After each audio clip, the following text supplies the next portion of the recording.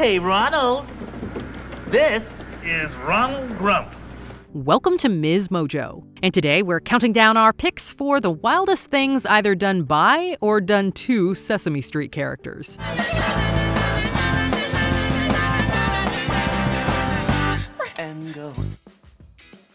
Number 20, keeping Big Bird quiet. As Luis and Maria finally tie the knot, guests begin to celebrate. That includes Big Bird. However, his cheering is a bit loud, so Gina forcibly clamps his beak shut. I now pronounce you husband and wife.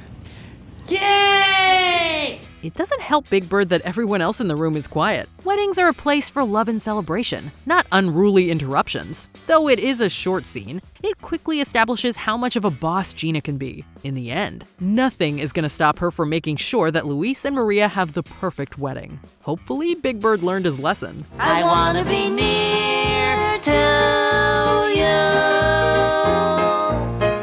Number 19. Alan suggests sending the Cookie Monster to Canada. Preparing for an important gathering of cookie connoisseurs, things take a turn for Alan and Chris when Cookie Monster comes by. Alan jokingly suggests that Chris should take Cookie Monster to Canada to keep him occupied. Chris! Yes, yes, Alan. Why don't you take Cookie and go to a bakery or maybe Canada and buy him a couple of dozen cookies? It'd be understandable that he'd want to make sure he stays far away from his event, but that joke is still a bit extreme, don't you think? Of course, Cookie Monster doesn't actually get boarded off to Canada, but just imagine if he did. Suffice it to say, it's a long way from Sesame Street. You know, if you need help controlling yourself, be pretty good at it.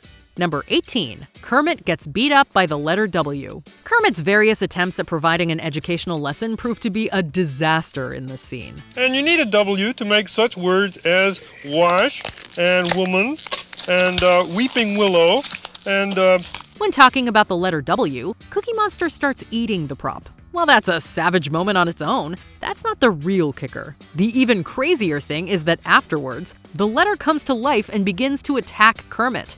listen, we couldn't spell watch it. Without the letter W, we couldn't spell wrestle. You have not truly lived until you've seen a letter of the alphabet pick a fight with one of the Muppets and win. It's just so utterly bizarre, yet equally epic that we can't look away. Though this is ultimately about the letter W, it's also about L, because that's what Kermit takes with this beating. Number 17. Big Bird's sarcastic attitude. Oh, hi. Boy, am I glad to see you because no one seems to be paying any attention to me today.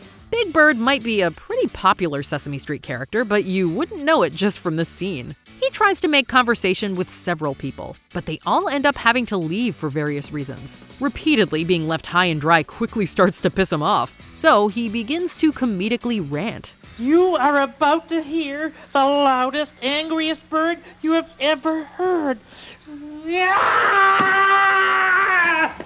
Big Bird, we hate to break it to you, but you can't always be the center of attention. Maybe they should call Big Bird Big Diva instead. Regardless, it's definitely hilarious to watch his whining unfold. Let this be a lesson to always be patient and not overbearing. Number 16. Elmo's gonna sue. Remember kids, you're never too young to take legal action against someone. This won't be the last time we mention Elmo's 2008 appearance on Australian talk show Rove, since it really was that memorable. In the moment we've picked for this spot, he accidentally gets punched in the arm. Pretending to be severely hurt, Elmo then makes a pretty serious threat. Well, perhaps it wasn't serious. Yeah, Elmo has like a delayed reaction. Oh! Oh my God. Elmo's gonna sue. All kinds of shenanigans occur throughout the interview, but few are topping this one. He might be the childlike and innocent poster boy for Sesame Street, but he can also be a ruthless manipulator out to make a quick buck and destroy lives. Okay, maybe that's a little bit of an exaggeration, but still, do not mess with Elmo. We're not done with him for the rest of the night just yet. Elmo!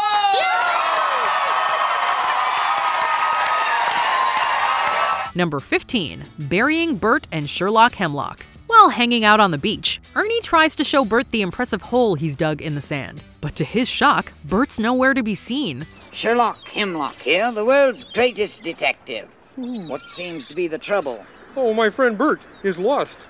Lost? Yes. With the help of Sherlock Hemlock, he learns that his digging accidentally caused Bert to get buried alive underneath a pile of sand. Though he rescues him, he inadvertently buries Sherlock in sand too. Like, seriously? This is reckless behavior. Oh, don't thank me. Thank Mr. Hemlock here. Who?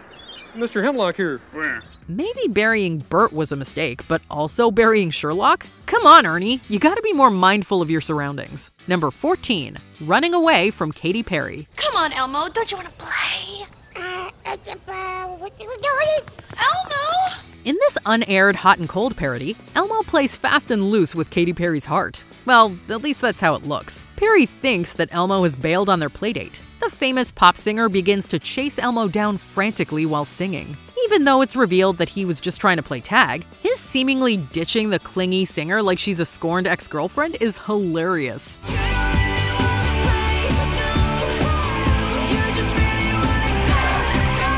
How many other Sesame Street characters can say that they had a celebrity fawning over them?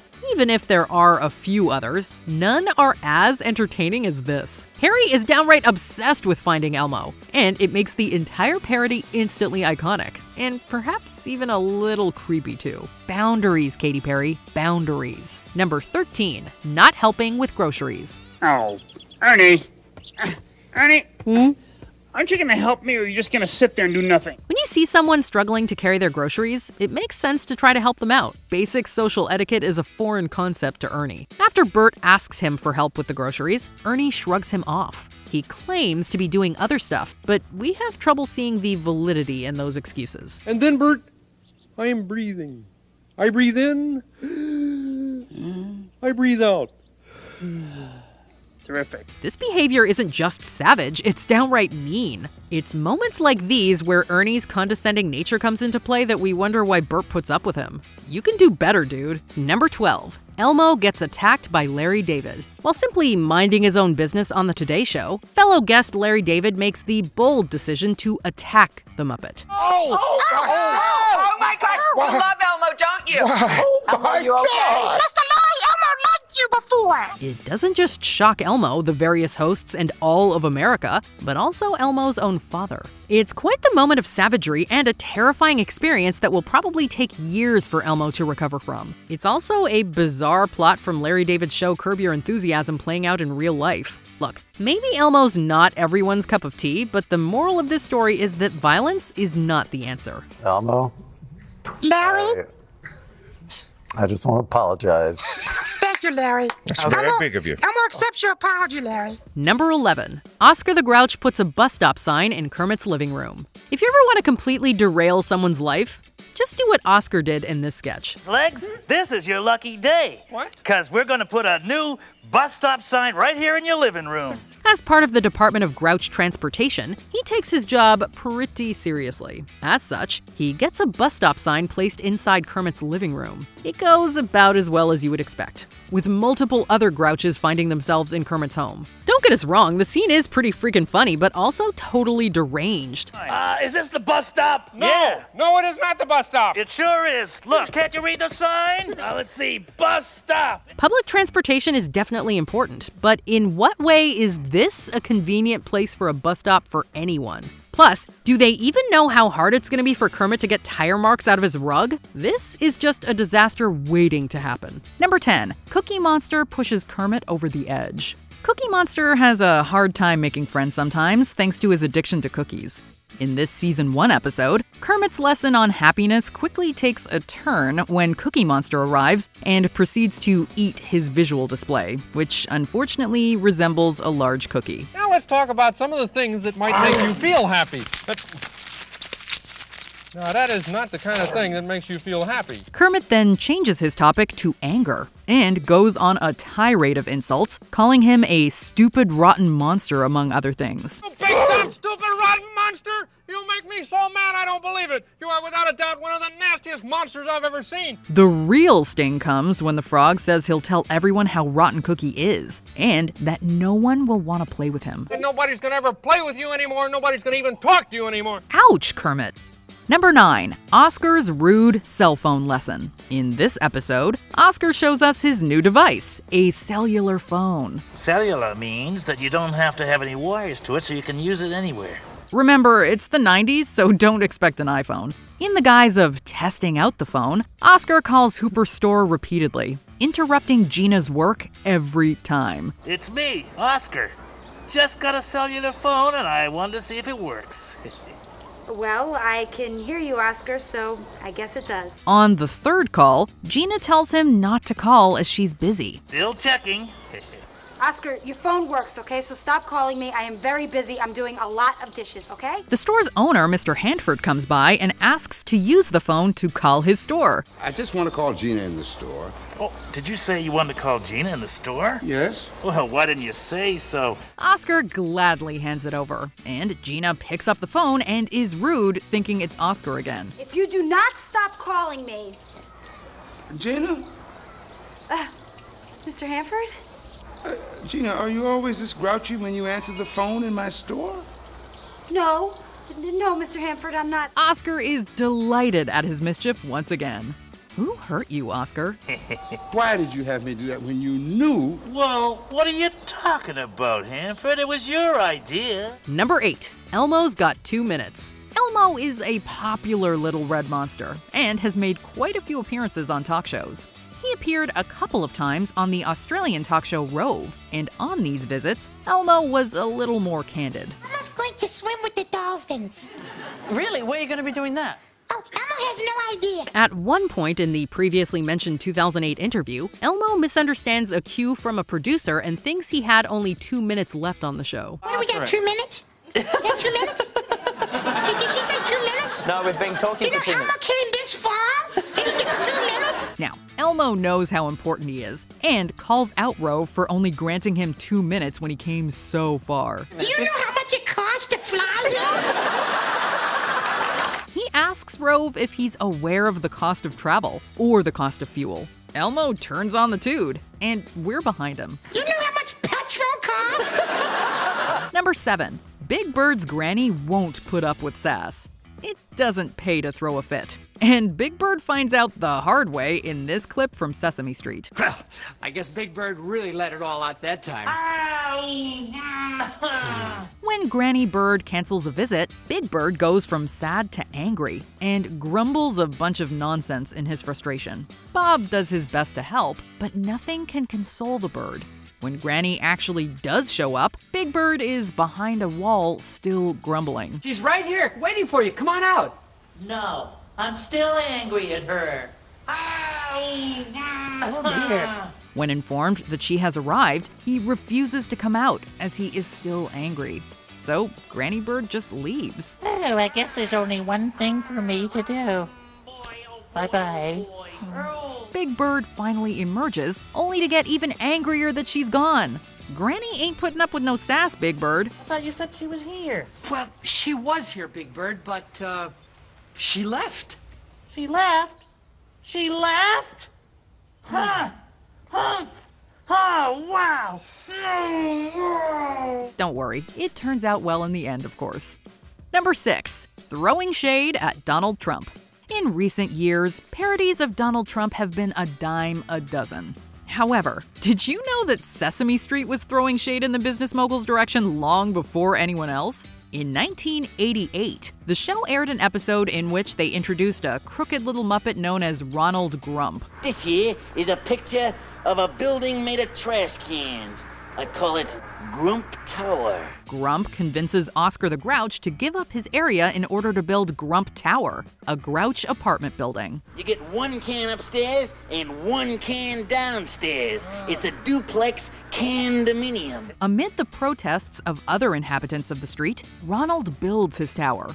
Oscar regrets his decision, and Grump tries to charge him an exorbitant sum for the return of his area. I'll move my cans out of here and you can have your old can back. Oh yeah, you will? Yeah, but you gotta pay me 40 bags of trash. We see what you did there, Sesame Street. But that's all the trash I got in the world. It's my trash savings. Oh. Number 5. Grungetta eggs them on. Gordon and Susan argue over the dishes. Oscar isn't the only Grouch on the block. In fact, he has a girlfriend named Grungetta. She's just as pleasant as he is, of course. In a 1984 episode, Grungetta was invited to dinner at Gordon and Susan's house. Following the meal, the couple gets into a bit of an argument over whose turn it is to do the dishes. I don't think it's my turn to wash the dishes. I think it's your turn to wash the dishes. Oh, no, I'm pretty sure I washed them yesterday. Grungetta loves negativity and actually cheers them on to continue the argument. If you're not washing the dishes, guess what? They're not going to get washed. Woo! Oh, you guys are great! Keep it up! Keep going! She then imagines the fight carrying on for years as the dishes pile up and the argument gets very heated. Because if you don't wash these dishes, they won't get washed for 18 quadrillion years. She's kind of a sadist. I can just imagine what a fight! All those dirty dishes! Luckily for the couple, her plans backfire. We get being friendly and all, but perhaps don't invite her next time. Number 4. Elmo meets Ricky Gervais. In honor of the show's 40th anniversary, many guest stars appeared on Sesame Street. One seemingly unlikely guest star was comedian Ricky Gervais, who spent quite a bit of time with Elmo. In some of the outtakes from an Associated Press interview, Elmo got a little sassy. At one point, he asks the interviewer where the interview was lost, as the banter between Elmo and Gervais gets out of hand. Why do you wear pajamas when you go to bed, but you're naked the rest of the time? It doesn't make any sense. Elmo also schools Gervais when the latter asks why the little monster wears pajamas to bed, but is basically nude the rest of the time. Elmo responds with, But this acting! It's called acting, Mr. Gervais. Acting! He also warns Gervais not to touch him at one point. What a diva. But you're naked the rest of the time. It doesn't make any sense. It's crazy. Number 3. Grover the waiter versus that customer. Anyone who's had to deal with customer service work is familiar with this particular kind of customer. I would like a sandwich just like the one in the picture. Excellent choice, sir. Yes. But waiter, would you hurry, please? I don't have much time. In a series of skits, Grover works as a waiter and always finds himself having to serve a blue guy who can only modernly be described as a male Karen. Picture has potato chips, but there are no potato chips on my sandwich. In one instance, the customer sits and almost immediately yells waiter, then orders a sandwich and returns it multiple times as it doesn't exactly match the image on the menu. There's an olive in the picture, but no olive on my sandwich. Yes, sir. Oh. Yes, sir. I'm going to get you a new olive. In another skit, the customer complains that there are certain letters missing from his alphabet soup. Now the O is missing. I don't want this soup without an O. It's a bad day for you, isn't it, sir? Okay, I'll get you the O. I'll be right back. Grover knows this man is ridiculous, and is all of us in his frustration. I don't have time to eat it now. See you tomorrow. Charlie, I quit! Number 2. Oscar gets Johnny Cash's name wrong. Johnny Cash appeared on Sesame Street a few times. His first appearance was in 1973. In the episode, he met a few friends and sang a couple of tunes, one of which was to Oscar the Grouch. Cash knocks on Oscar's garbage can and serenades him with a song called Nasty Dan. He'd frown a bunch, he ate nails for lunch, and he'd never laugh. Well, I'd like him. Oscar really enjoys the tune, as it's about a pretty terrible man. And the only words that he ever said were, I don't like you at all. Yeah, right on. Oscar can't stay nice for long, and when the song ends, he asks the man in black, "Aren't you Johnny Trash?" Cash corrects him, unenthused, and continues on his way, wishing Oscar a rotten day. Aren't you Johnny Trash? Cash. Have a rotten day. Yeah, wow. There goes my kind of guy. Before we continue, be sure to subscribe to our channel and ring the bell to get notified about our latest videos. You have the option to be notified for occasional videos or all of them. If you're on your phone, make sure you go into your settings and switch on notifications. Number 1. Elmo and Rocco the Pet Rock. Sometimes the Muppets are a little too relatable. Here he is. Say hello to Rocco. Where? Where's Rocco? He's right here. Rocco. In 1975, a man by the name of Gary Dahl made millions selling pet rocks, which were exactly what you think, a rock in a box. However, some kids have a lot of imagination. One such kid is Sesame Street's own Zoe, good friend to Elmo. She has a pet rock named Rocco, whom Elmo is not a fan of. But Zoe, it's a rock. Yeah, so it's a rock. Yeah, and he's gonna play with us today. As the day progresses, Elmo grows more and more frustrated with what he considers to be nonsense. Rocco can apparently talk, eat, etc. No, wait, Elmo. Rocco says that he wants the oatmeal raisin cookie. Rocco's a rock, Zoe! Rocco won't know the difference! Elmo is having none of it and is not hiding his feelings at all. Rocco doesn't even have a mouth! Rocco's just a rock! Rocco's not alive! He is too alive! He finds the entire concept ridiculous, openly laughs at Zoe, and points out all the nonsense. And we love it. Come on, Elmo, let's play with Rocco. Oh, no! Elmo is not playing with Rocco or you anymore! Elmo is going to play by himself! Is there a moment of savagery we missed? Let us know in the comments. Come on back. I'm kidding. I was joking. Don't touch Elmo, I love you. I'm joking. Do you agree with our picks? Check out this other recent clip from Ms. Mojo. And be sure to subscribe and ring the bell to be notified about our latest videos.